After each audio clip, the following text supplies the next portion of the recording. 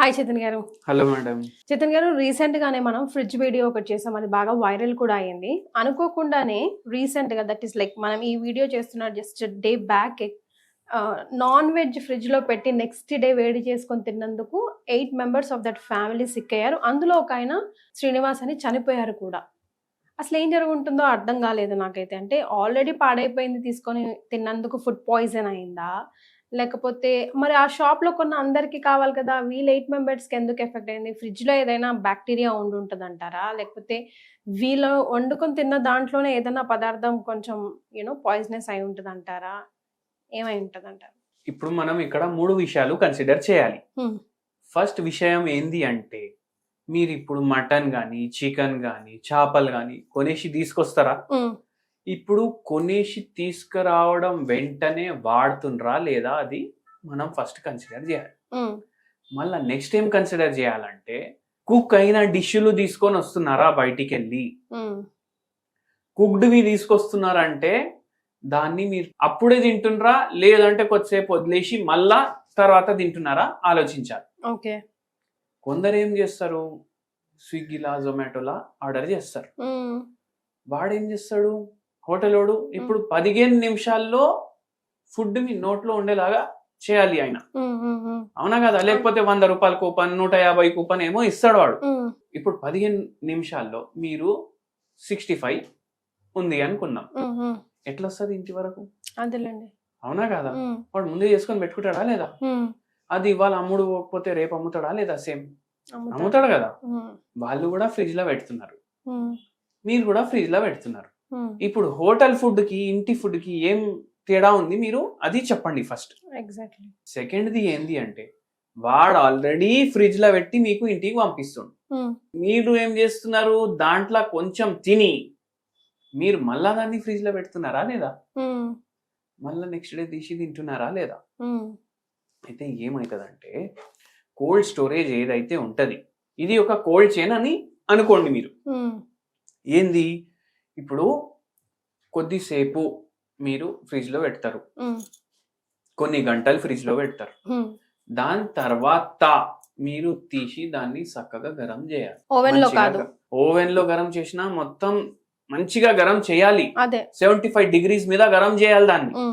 మనం ఏం చేస్తాం, అరే నైటే వండినాం, జర సేపట్లో పెట్టేసినాం ఫ్రిడ్జ్ లా, ఏం చేస్తాం, కొద్దిగా గరం కాగానే వేసుకొని తింటాం. దీంట్లో ఏమైతుంది అంటే, ఫంగల్ ఇన్ఫెక్షన్స్ అవ్వడం, బ్యాక్టీరియల్ ఇన్ఫెక్షన్స్ అవ్వడం, మళ్ళా దాని తర్వాత క్లాస్ట్రీడియం అనేసి ఉంటది ఒకటి ఆర్గానిజం, అది తొందరగా పెరుగుతుంది. మళ్ళా సాల్మొనెల్లా ఆర్గానిజం ఉంటది, అది తొందరగా పెరుగుతుంది. ఫ్రిడ్జ్ లో పెరుగుతుంది అంటలేను నేను, ఫ్రిడ్జ్ లో చల్లగా చేస్తారు కదా దాన్ని మళ్ళా బయటికి తీస్తారా? రీహీట్ చేయడం. ఇప్పుడు మొత్తం కోల్డ్ లా ఉంది, ఒక 7-8 గంటలు ఉంది, బయటికి తీసినాము, దాన్ని గరం చేసినాము, మళ్ళా చల్లగా కావడానికి 1 గంట 2 గంటలు పడుతుంది కదా. ఈ చల్లగా అయ్యే ప్రాసెస్ లో ఒక ఆప్టిమం టెంపరేచర్ కూడా ఉంటది బ్యాక్టీరియాలు పెరగడానికి, ఫంగస్లు పెరగడానికి. అవునా కదా? అవునండి. ఆ టైంలో అవి పెరిగిపోతాయి. మళ్ళా మీరు ఫ్రిడ్జ్ లో పెడతారు, మళ్ళా తీస్తారు, మళ్ళా అది గరం చేస్తారు, అప్పుడు కూడా మళ్ళా పెరుగుతాయి. కొందరు అయితే వారం వారం పెట్టుకుని తినేటోళ్ళు కూడా ఉన్నారు. ఫారిన్ కంట్రీస్ అన్ని ఇట్లాగే కదండి చేస్తాయి, ఇలాగే కదండి డిపెండ్ అవుతుంది. అవునండి, మీరు చెప్తున్నారు ఫారిన్ కంట్రీలో చేస్తున్నారు. ఇప్పుడు వాళ్ళు చెత్త తింటారు, మనం తినాలనా? అవసరమా? కాదు, కానీ వాళ్ళ స్టేపుల్ ఫుడ్ ఇప్పుడు బ్రెడ్, మీట్ కదా, వాళ్ళు ఫ్రెష్ గా ఎక్కడ తింటారు, ఎప్పుడు తినరు కదా అని నా జనరల్ డౌట్. అది జనరల్ డౌట్ అంటున్నారు, కానీ వాళ్ళ లైఫ్ స్టైల్ కి మన లైఫ్ స్టైల్ కి జమీన్ ఆస్మాన్ ఫరక్ ఉంది. ఫస్ట్ థింగ్, వాళ్ళు రోజు అదే తింటారు, రోజు నాన్ వెజ్ తింటారు, అది కూడా మొత్తం ఫ్రోజన్ ఫుడే ఉంటది వాళ్ళ దగ్గర. ఫ్రోజన్ ఫుడే ఉంటది వాళ్ళ దగ్గర. వాళ్ళు కరెక్ట్ ప్రాసెస్ లో హీట్ కూడా చేస్తారు, లేకపోతే వాడు పోతాడు, మనకి తెలుసు అది. మంచిగా హీట్ చేసి మళ్ళా పార్ట్లీ హీట్ చేస్తారు వాళ్ళు. ఇప్పుడు ఎంత కావాలి, ఇప్పుడు హ్యామ్ ఉంది, వాళ్ళు ఎంత కావాలి అంతే తీసుకుంటారు. ఇప్పుడు చికెన్ ఫ్రోజన్ ఉంది వాళ్ళ దగ్గర, మొత్తం కోడి పెట్టారు వాళ్ళు ఓవెన్ లా, ఎంత కావాలి కట్ చేసుకొని పెడతారు. అవునా కదా? మళ్ళీ అది డీప్ ఫ్రీజర్ లో ఉంటది, అది -15, -18, -20 లో ఉంటది. మన దగ్గర మన ఫ్రిడ్జ్ లే సరిగా పనిచేయవు. అవునా కదా? మన దగ్గర కరెంట్ ఎప్పుడు పోతుందో తెలియదు. అవునా కదా?